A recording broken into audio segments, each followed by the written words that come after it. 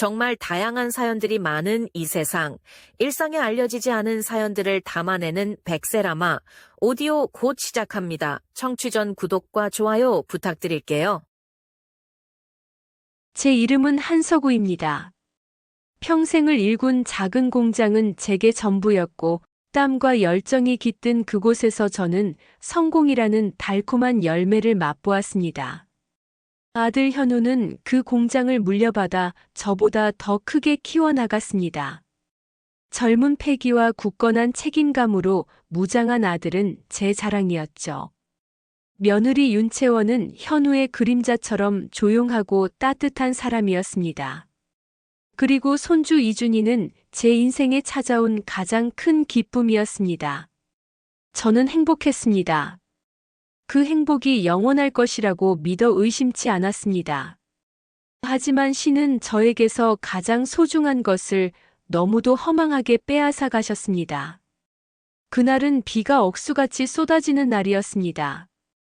핸드폰 너머로 들려오는 채원이의 울음 섞인 목소리. 아버님, 현우 씨가. 그 뒤로 들려오는 요란한 구급차 소리가 제 심장을 옥죄어 왔습니다. 불길한 예감이 온몸을 휘감았습니다. 제 세상이 무너져 내리고 있다는 것을 직감했죠. 빗길 교통사고였습니다. 지방으로 출장을 가던 아들의 차가 마주오던 화물차와 부딪혔다고 했습니다. 병원에 도착했을 때 아들은 이미 싸늘한 주검이 되어 하얀 천에 덮여 있었습니다. 현우야. 내 아들아. 눈 좀 떠봐, 이놈아. 아비보다 먼저 가면 어떡해. 저는 아들의 시신을 붙들고 목 놓아 울었습니다. 저보다 더 서럽게 우는 채원이와 아빠의 죽음이 뭔지도 모른 채 칭얼거리는 어린 손자를 보니 심장이 갈기갈기 찢기는 것 같았습니다. 아들의 장례를 치르는 내내 저는 넋이 나간 사람처럼 앉아만 있었습니다. 평생을 죄만 짓고 살아온 나 같은 놈은 멀쩡히 살아있는데 왜 착하기만 했던 내 아들이 먼저 가야 하는지 하늘이 원망스러웠습니다. 발인을 마치고 텅 빈 집으로 돌아왔을 때 어린 며느리와 손자가 제 곁에 있었습니다. 겨우 28살의 채원이와 7살배기 이준이. 저 어린 것들이 앞으로 어떻게 살아갈까 억장이 무너졌습니다. 그날 밤 저는 평생 모은 통장을 들고 며느리 앞에 무릎을 꿇었습니다. 채원아. 아니, 애미야. 이건 내가 평생 모은 돈이다. 이걸로 이준이 키우면서 살아라. 그리고 괜찮다면 이 늙은이가 너희들 옆집으로라도 이사와서 이준이 크는 거 보면서 살면 안 되겠니? 제 간절한 물음에 채원이는 눈물을 뚝뚝 흘리며 고개를 저었습니다. 아버님, 이러지 마세요. 저희 때문에 아버님 노후까지 망칠 수는 없어요. 저희는 저희끼리 어떻게든 살아볼게요. 채원이의 말에 저는 버럭 소리를 질렀습니다. 내가 뭘 어떻게 살아? 애 딸린 과부가 세상 사는 게 얼마나 힘든 줄 알아? 이건 현우 녀석이 내 아들이 아비한테 남긴 마지막 숙제다. 내가 너희들 목숨 걸고 지킬 거다. 그러니 제발 이 늙은이 청 좀 들어다오. 제 절규에 가까운 부탁에 며느리는 한참을 울기만 하다가 겨우 고개를 끄덕였습니다. 그렇게 저와 며느리 그리고 손주의 기막힌 동거가 시작되었습니다. 저는 살던 집을 처분하고 며느리가 사는 작은 아파트로 짐을 옮겼습니다. 처음에는 모든 것이 어색했습니다. 평생 부엌일 한 번 해본 적 없던 제 거친 손으로 밥을 하고 빨래를 하고 청소를 했습니다. 서툴고 느렸지만 아들과의 약속을 지키기 위해 필사적으로 배웠습니다. 아침이면 이준이를 유치원에 데려다주고 저녁이면 며느리가 퇴근하기 전에 따뜻한 저녁 밥상을 차려놓았습니다. 채원이는 그런 저를 볼 때마다 미안함과 고마움이 뒤섞인 표정을 지었습니다. 아버님, 제가 할게요. 아버님은 그냥 편히 쉬세요. 됐다. 사내 자식이 이 정도 일도 못할까봐.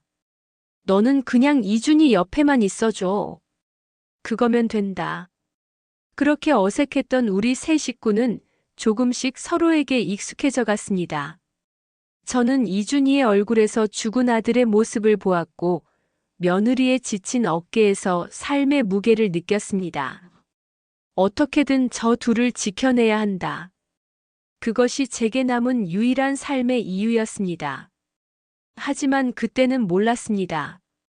제 헌신이 세상 사람들의 눈에는 더럽고 추악한 욕심으로 비칠 수도 있다는 것을 말입니다. 우리 세 식구의 동거가 시작되고 시간은 무심하게 흘러갔습니다. 저는 매일 아침 이준이를 유치원 버스에 태워보내는 것으로 하루를 시작했습니다. 아이가 손을 흔들며 멀어지는 모습을 보고 있으면 꼭 죽은 아들. 녀석의 어린 시절을 보는 것 같아 가슴 한쪽이 아려오곤 했습니다. 할아버지, 오늘 저녁은 뭐예요? 김치찌개 해주세요. 알았다, 이놈아. 할애비가 세상에서 제일 맛있는 김치찌개 끓여놓고 기다릴게. 이준이는 다행히 제게 마음을 열고 잘 따라주었습니다. 저는 손주 녀석의 재롱을 보며 아들을 잃은 슬픔을 조금씩 이겨내고 있었습니다. 채원이도 제 헌신적인 보살핌 덕분인지 조금씩 웃음을 되찾아갔습니다. 남편의 빈자리가 여전히 크겠지만 씩씩하게 직장 생활을 하며 이준이를 키우는 모습이 대견하고 고마웠습니다. 하지만 평화는 오래가지 않았습니다. 문제는 아파트 이웃들이었습니다. 젊은 며느리와 늙은 시아버지가 한 집에 사는 모습이 그들의 눈에는 이상하게 보였던 모양입니다. 아파트 부녀회장이라는 여자가 특히 문제였습니다. 그녀는 엘리베이터에서 저와 마주칠 때마다 위아래로 훑어보며 비아냥거리듯 말했습니다. 어머, 강 선생님, 오늘도 손주 보시느라 고생이 많으시네요. 며느님은 좋으시겠어. 공짜로 애 봐주고 살림해주는 시아버지가 다 계시고. 그 말에는 가시가 박혀 있었습니다. 저는 못 들은 척 대꾸하지 않았지만 그런 날이면 하루 종일 기분이 찝찝했습니다. 소문은 꼬리에 꼬리를 물고 퍼져나갔습니다. 제가 며느리의 퇴직금을 노리고 일부러 같이 사는 거라는 둥, 젊은 며느리를 다른 남자에게 뺏길까봐 감시하는 거라는 둥. 말도 안 되는 이야기들이 아파트 단지 안에 암세포처럼 번져나갔습니다. 채원이도 그런 분위기를 느꼈는지 점점 더 제 눈치를 보기 시작했습니다. 어느 날 저녁 녀석이 어렵게 입을 열었습니다. 아버님, 저 드릴 말씀이 있어요. 그래, 애미야. 무슨 일이냐? 그게 동네 사람들 시선이 너무 부담스러워요. 아버님이 저 때문에 괜한 오해를 받으시는 것 같아서 죄송해서요. 혹시 저희 그냥 예전처럼 따로 사는 건 어떨까요? 제가 주말마다 이준이 데리고 찾아뵐게요. 며느리의 말에 가슴이 철렁 내려앉았습니다. 이 아이도 결국 세상의 시선을 이기지 못하는구나. 서운한 마음이 들었지만 애써 태어난 척 대답했습니다. 내가 정그렇다면 그래야지. 내가 조만간 집을 알아보마. 그날 밤 저는 잠을 이룰 수가 없었습니다. 아들과의 약속을 지키지 못했다는 죄책감과 저를 밀어내는 듯한 며느리에 대한 서운함이 뒤섞여 가슴이 답답했습니다. 하지만 어쩌겠습니까? 며느리가 불편하다는데 제가 억지로 함께 살 수는 없는 노릇이었습니다.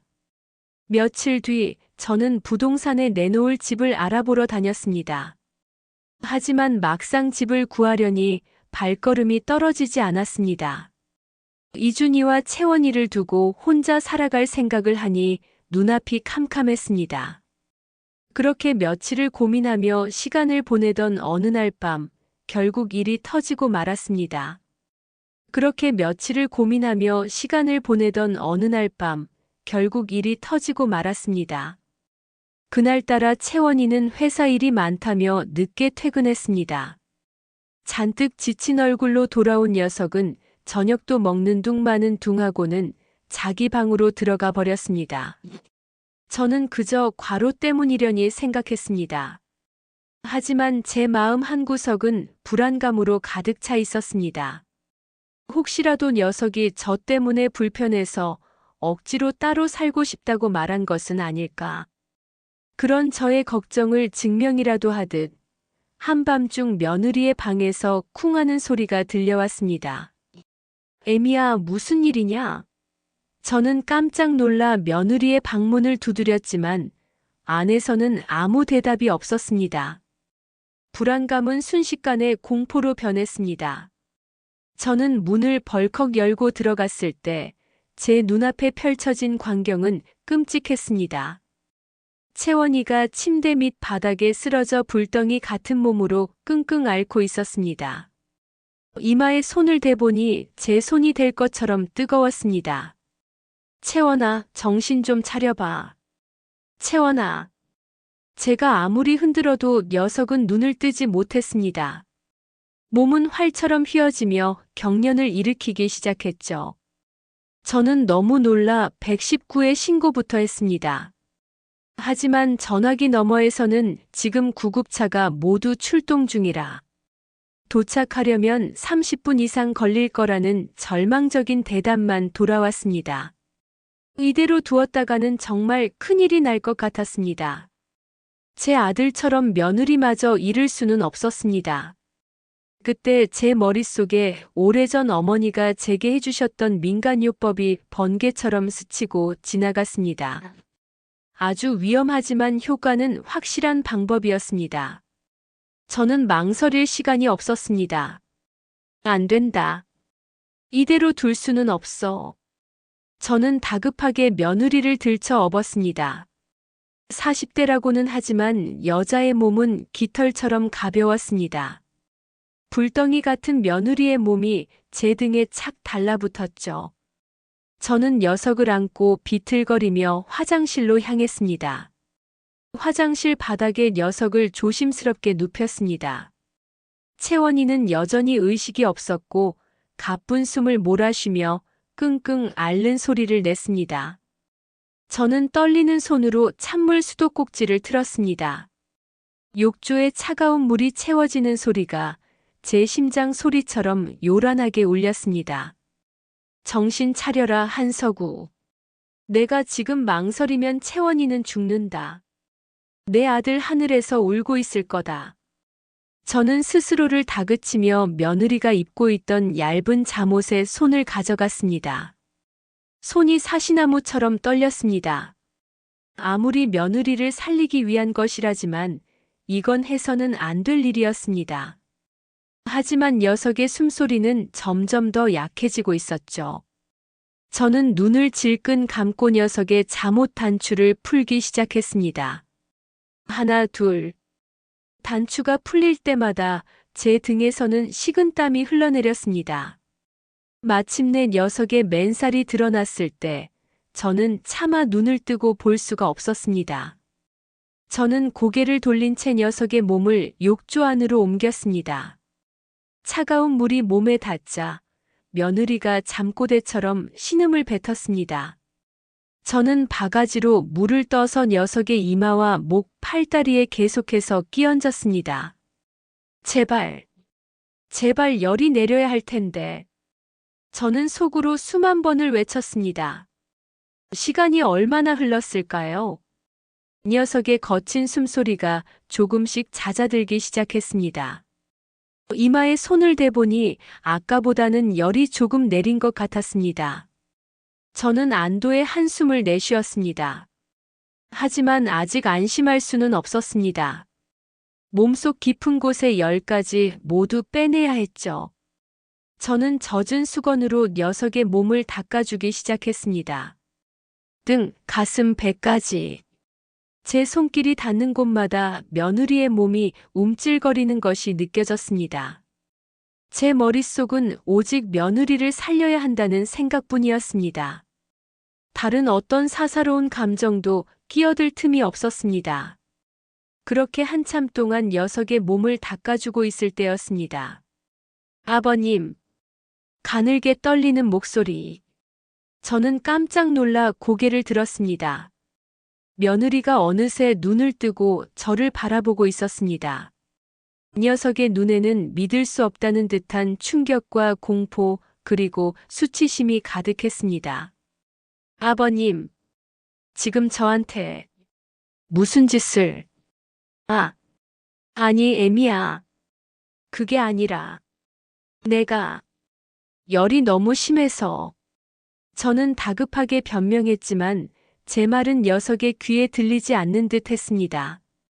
녀석은 자신의 벗은 몸과 그 몸을 만지고 있는 제 손을 번갈아 쳐다보더니 결국 울음을 터뜨리고 말았습니다. 나가주세요. 제발. 그냥 나가주세요. 며느리의 절규에 저는 그 자리에 얼어붙고 말았습니다. 오해였습니다. 하지만 이 상황을 어떻게 설명할 수 있을까요? 며느리를 살리려 했던 제 행동은 이제 돌이킬 수 없는 추악한 행동이 되어버렸습니다. 애미야, 제발, 내 말 좀 들어봐라. 이건 오해야. 저는 며느리의 어깨를 잡고 설득하려 했지만 녀석은 기겁을 하며 제 손을 뿌리쳤습니다. 만지지 마세요. 제 몸에 손대지 마세요. 그녀의 눈빛은 저를 벌레 보듯 혐오스럽게 바라보고 있었습니다. 심장이 칼로 베이는 듯 아팠습니다. 저는 황급히 큰 수건으로 녀석의 몸을 감싸고 녀석을 안아 침대에 눕혔습니다. 며느리는 이불을 머리끝까지 뒤집어 쓴 채 어깨를 들썩이며 울기만 했습니다. 화장실에서 벌어진 그 끔찍한 오해의 밤. 그날 이후 우리 집은 얼음장처럼 차가워졌습니다. 채원이는 저를 없는 사람 취급했습니다. 제가 차려준 밥도 먹지 않았고 제가 말을 걸어도 대꾸조차 하지 않았습니다. 그저 저를 피해 자기 방으로 들어가 문을 잠가버릴 뿐이었습니다. 이준이마저 엄마의 눈치를 보며 저를 멀리했습니다. 저는 졸지에 손주에게조차 외면당하는 파렴치한 할아버지가 되어버렸습니다. 며칠을 잠 못 이루며 보냈습니다. 이대로는 안 됐습니다. 이 오해를 풀지 않으면 저는 평생 죄인으로 살아가야 할 것 같았습니다. 저는 결심했습니다. 평생을 가슴에 묻어두었던 제 가장 아픈 비밀을 며느리에게 고백하기로 말입니다. 며칠을 잠 못 이루며 보냈습니다. 이대로는 안 됐습니다. 이 오해를 풀지 않으면 저는 평생 죄인으로 살아가야 할 것 같았습니다. 이 세상에서 가장 소중한 사람들에게 외면당하는 고통은 감옥에 갇히는 것보다 더 무서웠습니다. 저는 결심했습니다. 평생을 가슴에 묻어두었던 제 가장 아픈 비밀을 며느리에게 고백하기로 말입니다. 어떤 비난과 상처가 돌아올지라도 그저 이 오해만은 풀어야 한다는 절박한 마음뿐이었습니다. 그날 밤 저는 며느리의 방문을 두드렸습니다. 안에서는 아무 대답이 없었죠. 하지만 저는 포기하지 않았습니다. 애미야, 나다. 할 얘기가 있다. 이것만 듣고 그래도 내가 싫다면 내일 당장 이 집에서 나가주마. 제 목소리에는 이제껏 느껴보지 못했던 비장함이 담겨 있었나 봅니다. 한참 만에 문이 삐걱 소리를 내며 열렸습니다. 채원이는 여전히 경계심 가득한 눈으로 저를 쳐다보고 있었습니다. 녀석의 얼굴은 며칠 새 더 야위어 있었고 눈은 퉁퉁 부어 있었습니다. 저는 녀석의 방으로 들어가 말없이 무릎을 꿇었습니다. 채원이는 당황한 듯 몸을 살짝 뒤로 뺐죠. 하지만 저는 아랑곳하지 않고 제 왼쪽 소매를 걷어 올렸습니다. 제 손목에는 오래되어 하얗게 변색된 하지만 깊고 흉측한 칼자국이 선명하게 남아 있었습니다. 며느리는 제 손목의 흉터를 보고는 깜짝 놀라는 표정이었습니다. 녀석의 경계심은 한순간에 사라졌죠. 아버님, 이 흉터는 저는 떨리는 목소리로 수십 년간 묻어두었던 제 과거를 꺼내놓기 시작했습니다. 내가 젊었을 때 아주 큰 죄를 지었다. 그때는 나도 철이 없어서 친구들과 어울려 다니며 못된 짓을 많이 했지. 도박에 손을 댔고 사채까지 썼다. 빚쟁이들이 매일같이 집으로 찾아와 행패를 부렸지. 채원이는 제 충격적인 고백에 아무 말도 하지 못하고 그저 저를 바라보고만 있었습니다. 그때의 기억이 선명하게 떠올라 제 눈에서 뜨거운 눈물이 흘러내렸습니다.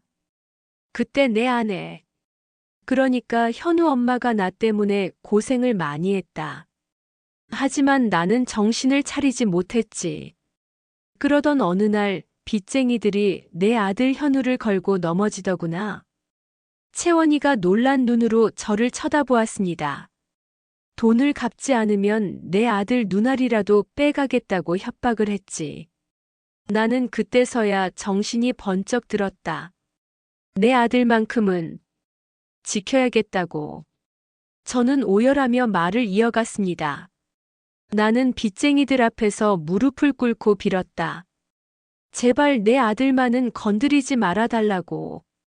그러자 그놈들이 칼을 꺼내 들더니 내 아들 대신 내 팔 하나를 내놓으라고 하더구나. 저는 제 손목을 바라보았습니다. 나는 한치의 망설임도 없이 내 손목을 그놈들 칼 앞에 내밀었다. 이 흉터, 그때 생긴 거다. 채원이는 제 손목의 흉터와 제 얼굴을 번갈아 보며 아무 말도 하지 못했습니다. 그날 이후로 나는 완전히 다른 사람이 됐다. 빚도 다 갚고 다시는 현우 얼굴에 먹칠할 짓은 하지 않겠다고 맹세했지. 현우는 내 목숨보다 소중한 아들이었다. 내 전부였어. 저는 고개를 들어 눈물로 젖은 채원이의 얼굴을 바라보았습니다. 그런 내 아들이 죽었다. 내가 지켜주지 못했어. 내가 죄가 많아서 나 대신 내 아들이 벌을 받은 것만 같았다. 그래서 결심했다. 내 아들이 남기고 간 너와 이준이만큼은 내가 목숨을 걸고 지키겠다고. 그게 내 아들에게 진 빚을 갚는 유일한 길이라고 생각했다. 저는 며느리의 발치에 엎드려 울부짖었습니다. 애미야, 그날 밤 나는 정말 너를 살리고 싶었을 뿐이다. 내 아들의 아내, 손주의 어미를 잃을 수 없다는 생각뿐이었어. 하지만 내 방법이 잘못됐다. 내가 죽을 죄를 지었다. 제발 이 늙은이를 용서해다오. 제 처절한 고백에 채원이는 더 이상 저를 밀어내지 못했습니다. 녀석은 제 앞에 주저앉아 제 어깨를 부둥켜 안고 함께 울었습니다. 아버님, 제가 아버님 마음도 모르고 정말 죄송해요. 그렇게 깊은 상처가 있으신 줄도 모르고. 채원이의 울음 섞인 목소리가 제 가슴을 더 아프게 했습니다. 아닙니다, 애미야. 내가 나를 용서해 준 것만으로도 나는 여한이 없다. 우리는 한참 동안 그렇게 서로의 상처를 보듬어 안고 울었습니다. 그날 밤 길고 길었던 오해의 벽이 마침내 허물어지고 있었습니다. 그날 밤 길고 길었던 오해의 벽이 마침내 허물어졌습니다. 며느리의 방을 나오면서 제 마음은 한결 가벼워졌습니다. 하지만 동시에 깊은 불안감이 엄습해 왔습니다. 제 과거가 세상에 드러났을 때 과연 며느리와 손자가 저를 이해해 줄까? 아니, 어쩌면 저를 더 깊이 증오하게 될 수도 있겠구나. 그런 두려움이 제 심장을 옥죄어 왔습니다. 하지만 이제 와서 후회할 수는 없었습니다. 저는 그저 제 진심이 며느리에게 닿았기를 바랄 뿐이었습니다. 그날 이후 채원이는 다시 예전처럼 저를 대하기 시작했습니다. 아니, 예전보다 더 살갑게 저를 챙겨주었습니다. 아버님, 오늘 저녁은 제가 할게요. 힘드신데 쉬세요. 아니, 나는 괜찮다. 일하고 온 내가 쉬어야지. 저는 녀석의 따뜻한 말 한마디에 눈물이 핑 돌았습니다. 그렇게 우리 세 식구는 다시 평화를 되찾는 듯 했습니다. 저는 매일 아침 이준이를 유치원에 보내고 채원이가 좋아하는 반찬을 만들어 놓았습니다. 며느리는 퇴근 후에 저와 함께 저녁을 먹으며 조곤조곤 하루 있었던 일들을 이야기해 주었습니다. 죽은 아들의 빈자리가 여전히 크지만 우리는 서로를 보듬으며 그 빈자리를 채워나가고 있었습니다. 하지만 평화는 오래가지 못했습니다. 며칠 전부터 알 수 없는 전화가 걸려오기 시작했습니다. 처음에는 받지 않았습니다. 그런데 계속해서 전화가 왔습니다. 익숙하지 않은 발신자 번호였죠. 저는 혹시나 하는 마음에 전화를 받았습니다. 한석우 씨 되십니까? 딱딱하고 무뚝뚝한 남자 목소리. 저는 가슴이 철렁 내려앉았습니다. 누구신데? 나를 아시오? 제 물음에 남자는 낄낄거리며 웃었습니다. 모를 리가요. 제가 한석우 씨를 얼마나 기다려왔는데. 그 말에 제 등줄기로 식은땀이 흘러내렸습니다. 혹시나 했지만 역시나였습니다. 남자는 낯선 번호를 써서 저를 협박하고 있었습니다. 나는 한석우 씨가 20년 전에 묻어버린 그 일의 증인입니다. 당신의 흉터는 진실을 말해주고 있죠. 남자의 목소리에는 저에 대한 깊은 증오가 서려 있었습니다. 저는 순간 몸이 굳어버리고 말았습니다. 당신이 어떻게 그걸 놀랐나 보네요. 걱정 마세요. 저는 당신이 저지른 모든 죄를 세상에 폭로하고 싶지 않습니다. 아주 사적인 대화로 끝내고 싶거든요. 남자는 제게 큰돈을 요구했습니다. 자신의 요구를 들어주지 않으면 제 젊은 시절의 추악한 과오를 세상에 폭로하겠다고 했습니다. 특히 제가 아들의 눈을 지키기 위해 손목을 내밀었던 그 사건을 언론에 터뜨리겠다고 협박했습니다. 저는 돈은 문제가 되지 않았습니다. 문제는 돈을 주었을 때 과연 그가 조용히 사라질 것인가 하는 것이었습니다. 만약 그가 계속해서 저를 협박한다면 저는 평생 그의 그림자 속에서 살아야 할지도 모른다는 생각에 공포에 휩싸였습니다. 하지만 그보다 더 무서운 것은 며느리와 손자에게까지 제 과거의 죄가 알려지는 것이었습니다. 저는 그날 이후 매일 밤 악몽에 시달렸습니다. 잠을 자려 눈을 감으면 피 묻은 칼을 든 남자가 제 앞에 나타나 낄낄거리며 웃는 것이 보였습니다. 저는 식욕을 잃었고 하루하루 피가 말라가는 것 같았습니다.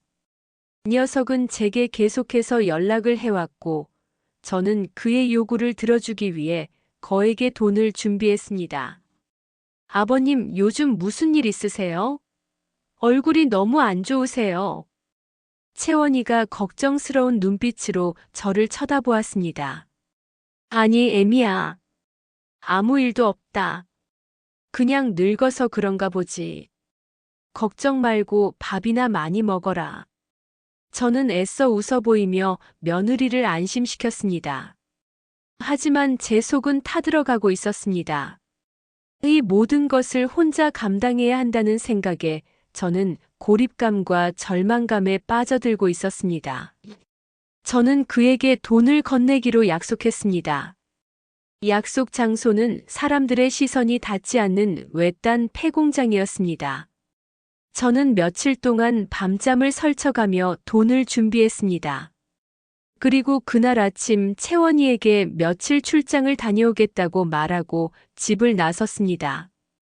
하지만 제 마음은 천근만근 무거웠습니다. 돈을 건네주면 모든 것이 끝날까?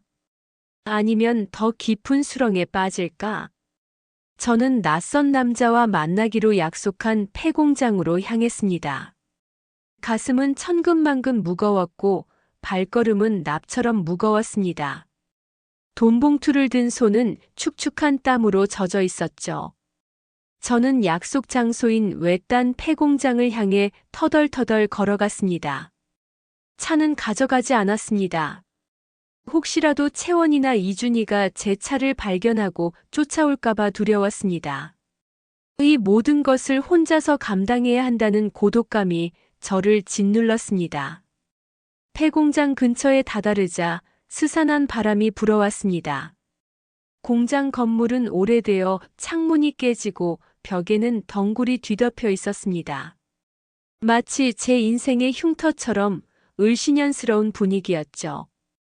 공장 안으로 들어서자 퀴퀴한 곰팡이 냄새와 함께 썩은 냄새가 코를 찔렀습니다. 사방은 어두웠고 멀리서 들려오는 기계 돌아가는 소리만이 제 귀를 때렸습니다. 저는 바싹 마른 침을 삼키며 목소리를 냈습니다. 누구 없소? 여기 한석우 왔소. 제 목소리는 공허하게 울리다 이내 사라졌습니다. 그때 제 등 뒤에서 섬뜩한 목소리가 들려왔습니다. 오랜만이네, 한석우. 저는 화들짝 놀라 몸을 돌렸습니다. 어둠 속에서 한 남자가 걸어 나오고 있었습니다. 깡마른 몸에 해진 옷을 입고 있었지만 그의 눈빛만은 칼날처럼 번뜩였습니다. 마치 저에게 깊은 원한이라도 품은 사람처럼 말입니다. 그의 얼굴을 본 순간 제 심장이 쿵 하고 내려앉았습니다. 수십 년 전 제 손목에 흉터를 새겨 넣었던 바로 그놈 독사였습니다. 그는 제게 다가와 비릿한 웃음을 흘렸습니다. 아주 삐까번쩍하게 잘 사는 모양이야. 며느리의 손주의 증손주까지 아주 복도 많아. 제 주변을 맴돌았던 불길한 예감이 현실이 되는 순간이었습니다. 저는 숨이 막혀 아무 말도 할 수 없었습니다. 찾는 건 어렵지 않았어. 내 놈이 아파트에서 아주 영웅 납셨더군.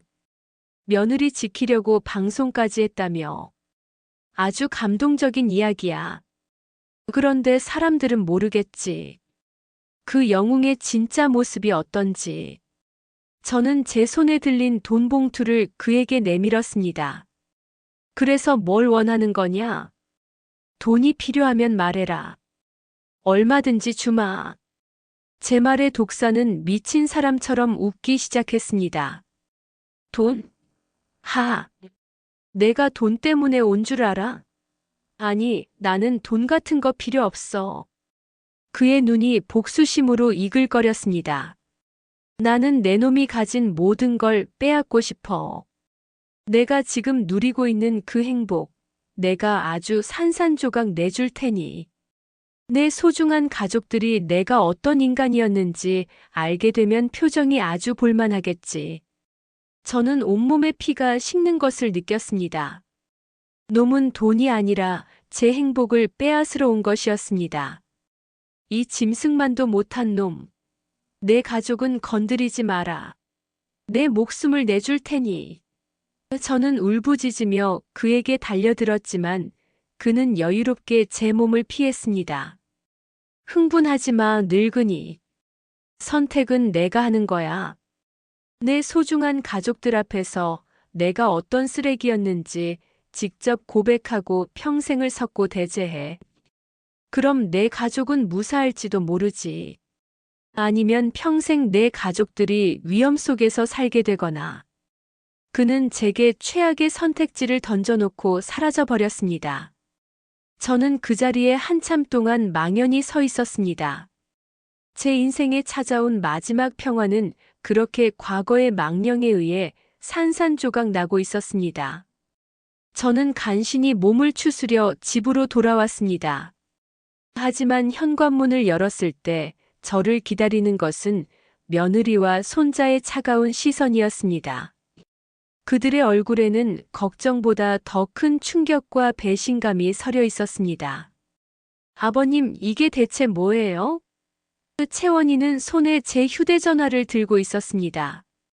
몇 번이나 전화가 왔는데 계속 받지 않으셨어요. 채원이가 제게 전화를 걸었던 모양입니다. 그런데 전화를 받지 않자 제 전화기에 도착한 메시지들을 보게 된 것이었습니다. 내 놈 손목의 흉터는 여전하구나. 그 팔로 내 새끼는 지켰을지 몰라도 내 죄는 아직 끝나지 않았다. 독사가 보낸 메시지였습니다. 제 젊은 시절의 추악한 과오가 담긴 메시지. 저는 채원이의 눈을 똑바로 쳐다볼 수가 없었습니다. 할아버지, 이게 무슨 소리예요? 흉터가 무슨 죄라는 거예요? 이준이도 잔뜩 겁에 질린 얼굴로 저를 쳐다보았습니다. 아, 아무것도 아니다. 오해다. 그저 아는 사람일 뿐이다.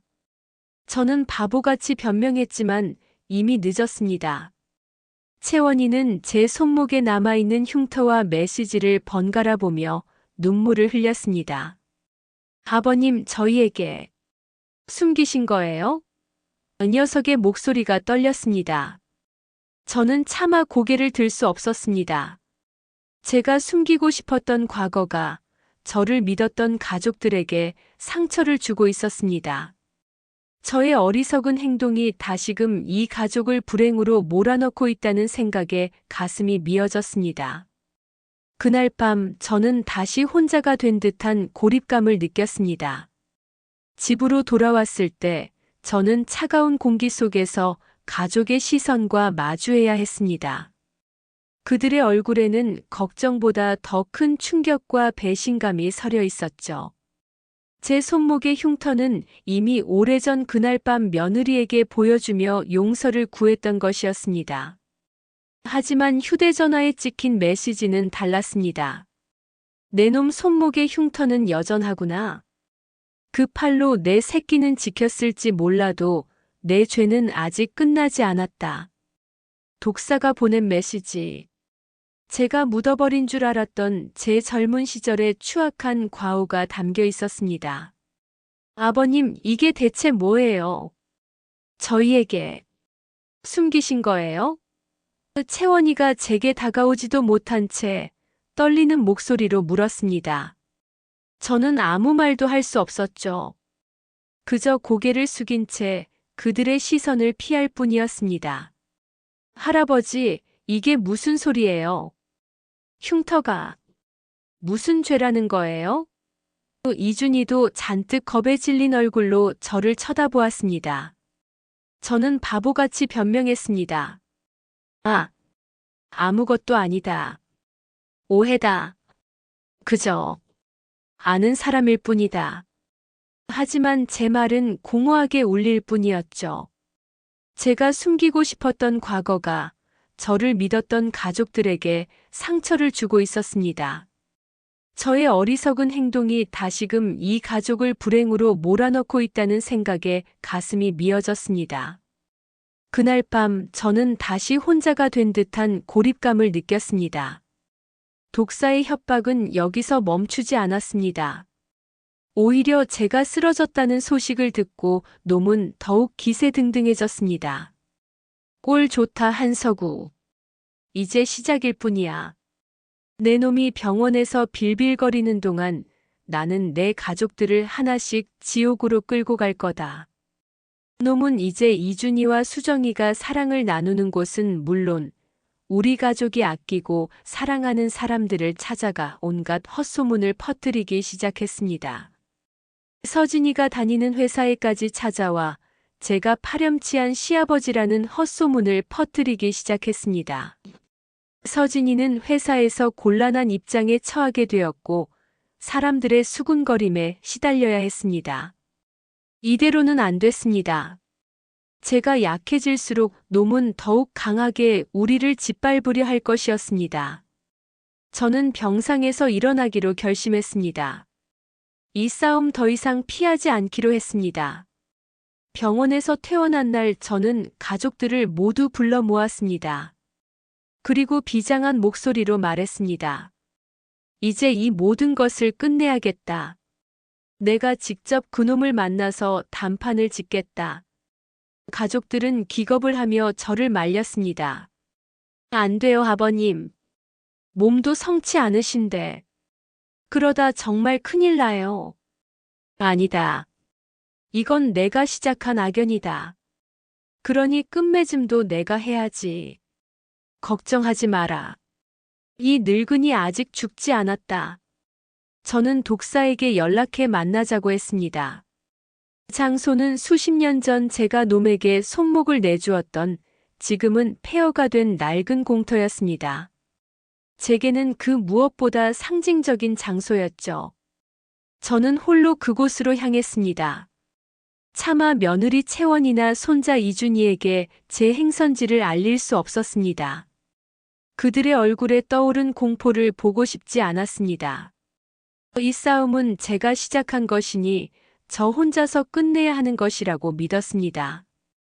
폐허가 된 공터는 을씨년스러운 분위기였습니다.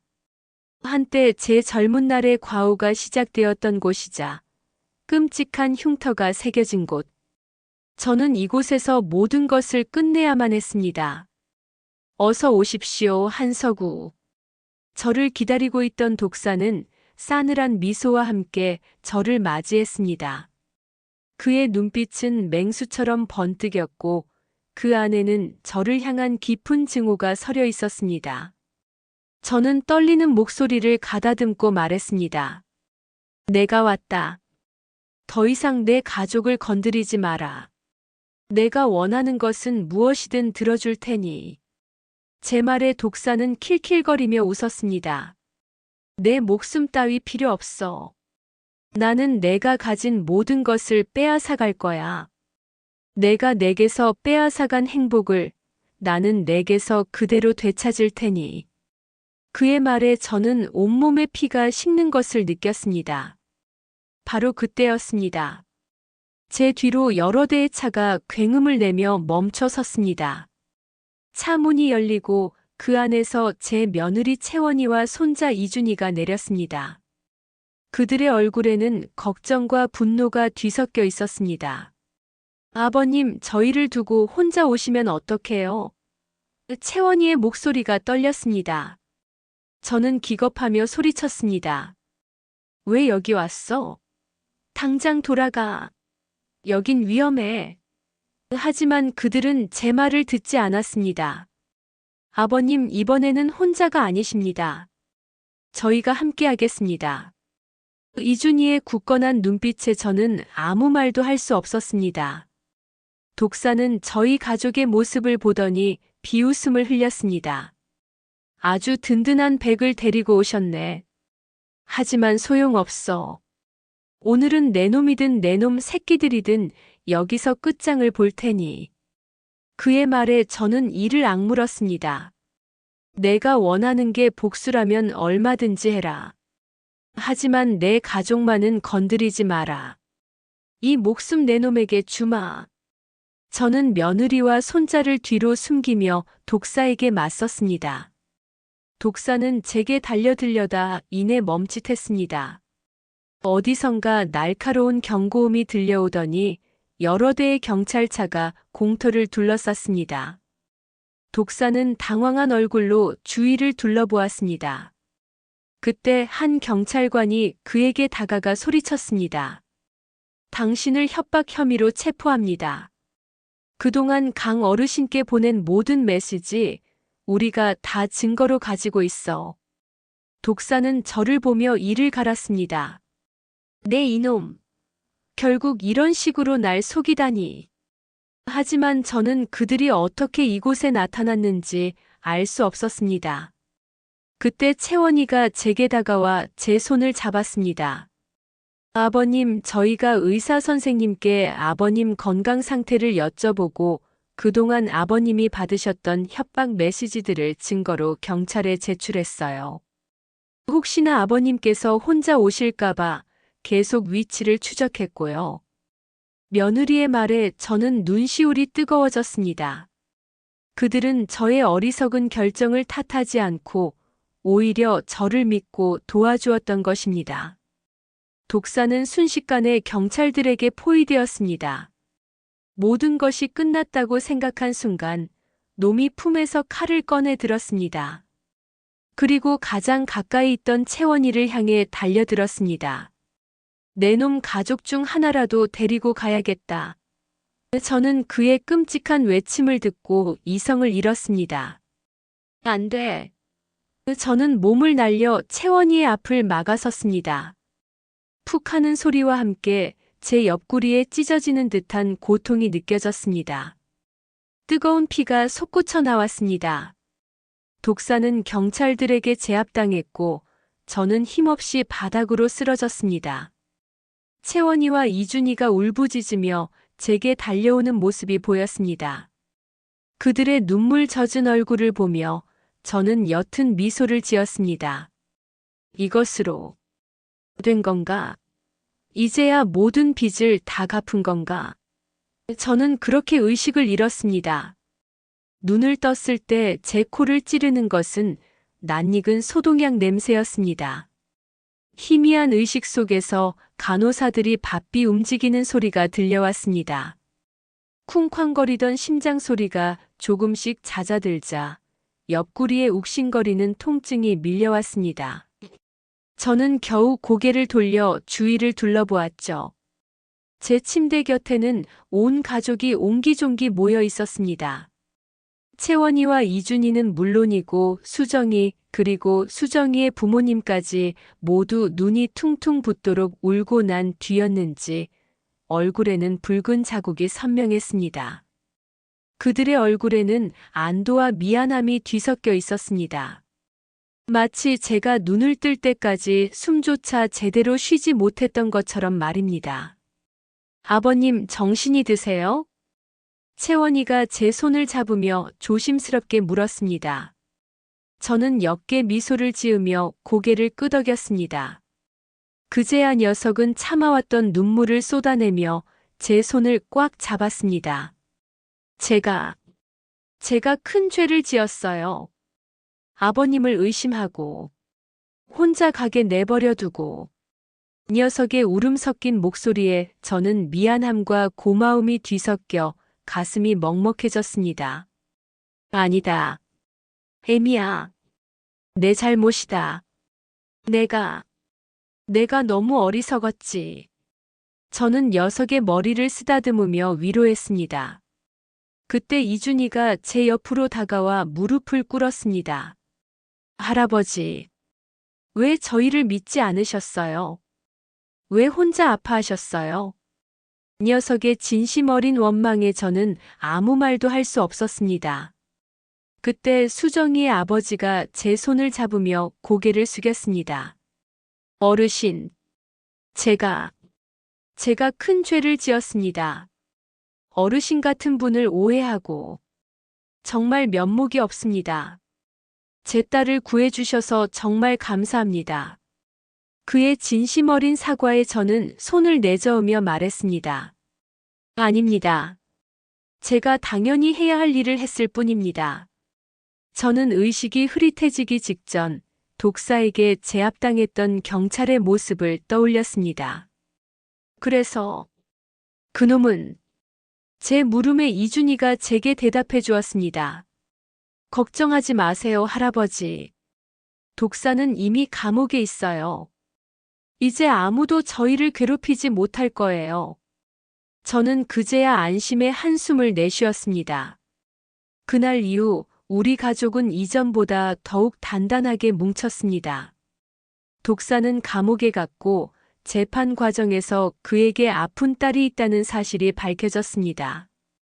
저희 가족은 만장일치로 그 딸의 병원비를 지원해 주기로 결정했습니다.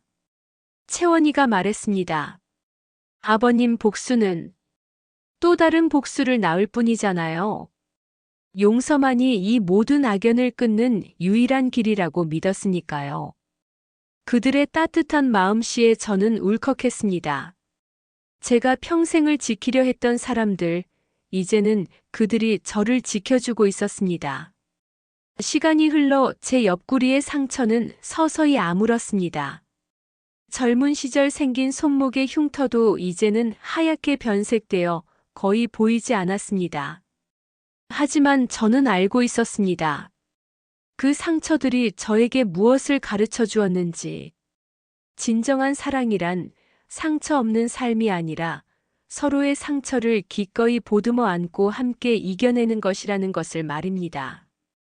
이제 제 곁에는 세상 그 누구도 부럽지 않은 든든한 가족들이 있습니다.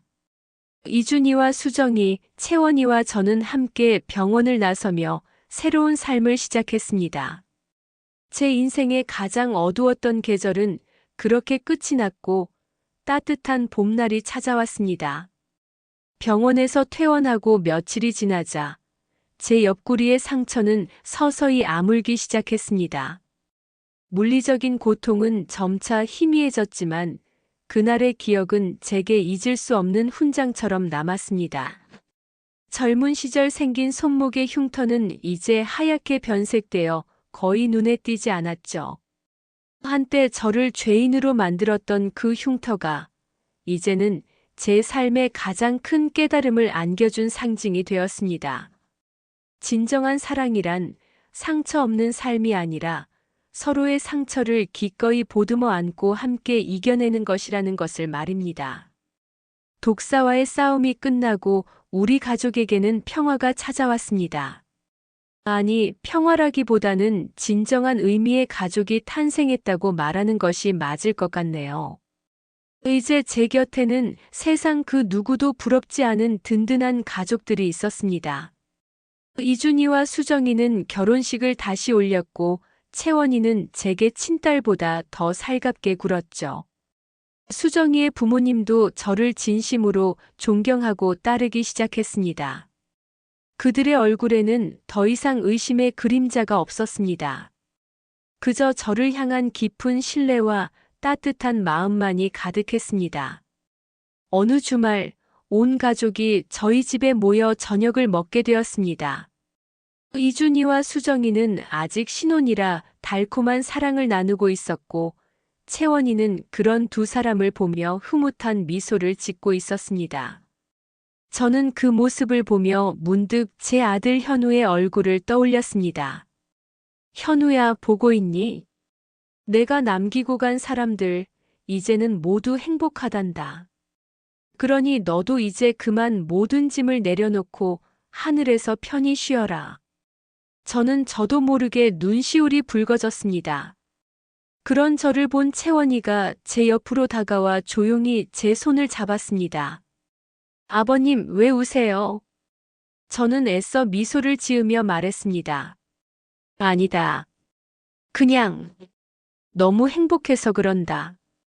제 말에 채원이가 환하게 웃었습니다. 그 미소는 제가 처음 만났을 때 그늘져 있던 모습은 온데간데 없는 세상에서 가장 행복한 여자의 미소였습니다. 며칠 뒤 이준이와 수정이는 제게 뜻밖의 선물을 건넸습니다. 그들은 저희 가족의 이름으로 독사의 딸에게 작은 후원금을 보내고 있다는 사실을 알려주었습니다. 그리고 말했죠. 할아버지, 저희는 이제 복수가 아니라 용서를 택하고 싶어요. 아버님처럼요. 저는 그들의 성숙한 마음에 감동했고 제가 그동안 겪었던 모든 고통과 시련이 헛된 것이 아니었음을 깨달았습니다. 세월이 흘러 저는 이제 예쁜 증손주까지 보게 되었습니다. 아이의 울음소리가 가득한 집을 보고 있으면 저는 세상 모든 것을 다 가진 것처럼 행복했습니다. 채원이와 이준이는 물론 수정이 부모님까지 모두 함께 모여 아이의 첫 번째 생일 잔치를 열어주었습니다. 북적이는 가족들의 웃음소리를 들으며 저는 마침내 제 인생의 완벽한 평화가 찾아왔음을 느꼈습니다. 아들을 먼저 보낸 슬픔도 세상의 손가락질을 받던 모진 세월도 독사와의 악연도 모두 꿈만 같았습니다. 이제 저는 압니다. 인생이란 때로는 감당하기 힘든 시련과 오해를 안겨주기도 하지만 그 모든 것을 이겨냈을 때 비로소 진정한 행복을 허락한다는 것을요. 그리고 가족이란 피로 맺어진 관계를 넘어 서로의 상처를 보듬고 아픔을 함께 나누며 기꺼이 서로의 버팀목이 되어주는 존재라는 것을요. 제 인생의 가장 어두웠던 계절은 그렇게 끝이 났고 따뜻한 봄날은 영원히 계속될 것 같습니다.